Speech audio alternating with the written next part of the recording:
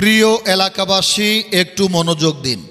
আসন্ন জাতীয় সংসদ নির্বাচনের পাশাপাশি এই দেশের ভবিষ্যৎ সংস্কারের জন্য একটি গুরুত্বপূর্ণ গণভোটের আয়োজন করা হয়েছে। এই গণভোট কোনো দলীয় বিষয় নয়।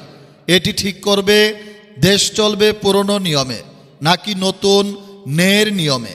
হ্যাঁ ভোট মানে এই দেশের প্রকৃত মালিক হবে জনগণ, কোনো ব্যক্তি বা গোষ্ঠী নয়।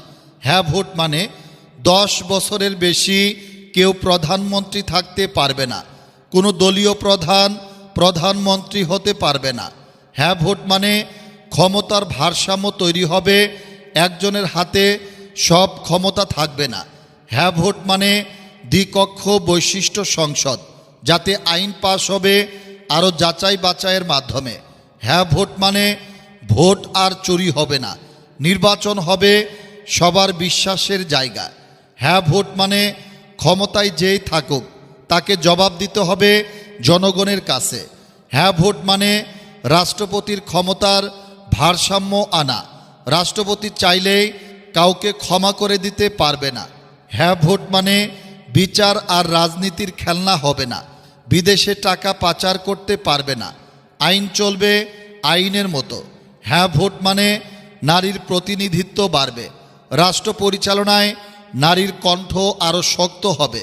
হ্যাঁ ভোট মানে দুর্নীতির বিরুদ্ধে কথা বলার জায়গা থাকবে, যোগ্যতার ভিত্তিতে নিয়োগ দিতে হবে, অভিযোগ আর চাপা পড়বে না।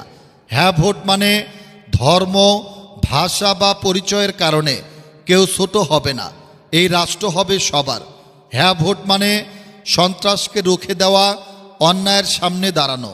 হ্যাঁ ভোট মানে নিজের অধিকার বুঝে নেওয়া, চাঁদাবাজকে না বলা।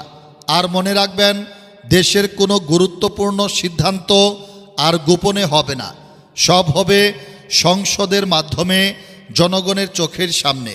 এই গণভোটে একটি হ্যাঁ মানে একটি ন্যায়ের নিয়ম, একটি ভারসাম্যের রাষ্ট্র, একটি নতুন বাংলাদেশ। এবার ভেবেচিন্তে সিদ্ধান্ত নিন, গণভোটে